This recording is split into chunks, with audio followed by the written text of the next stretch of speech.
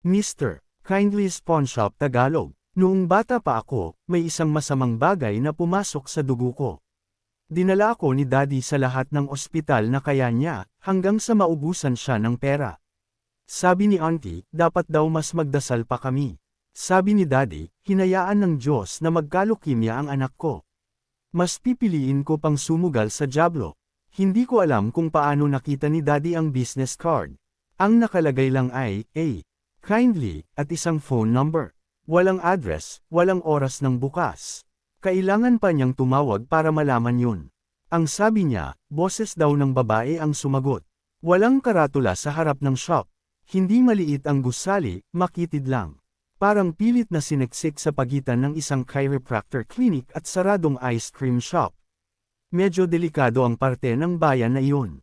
Lahat ng tindahan may rehas sa bintana, maliban sa pawn shop.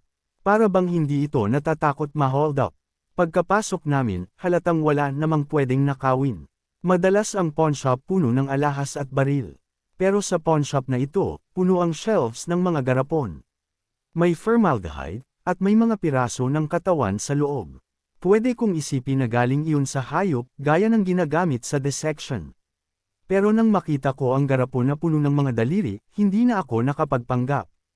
Pero hindi yun ang pinaka-weird sa shop. Tumunog ang maliit na kampana nang pumasok kami. May lalaking lumabas mula sa likod at pamwesto sa counter. Nakamaskara siya, itim, may mahabang tuka ng ibon. Yung tipong pang-masquerade ball, o pang-orgy daw, sabi nila.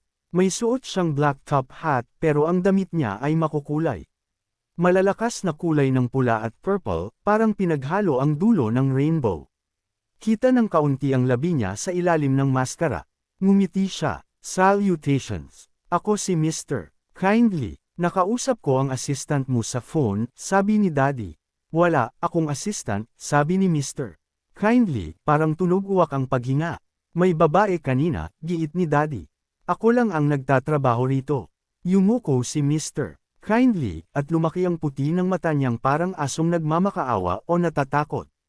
Hindi umimik si Daddy. Ano bang meron dito sa lugar na to? Tanong ko. Sinaway dapat ako ni Daddy, pero natawa si Mr. Kindly. Alam mo, bata, lahat ng tao sa mundong ito may bagay na gusto nilang mawala pero hindi nila kayang tanggalin. Sakit sa katawan, bisyo, ugali, sapilitan na ginagawa, masamang alaala, responsibilidad, guilt, sumpang bagay. Marami silang dahilan para pumunta rito.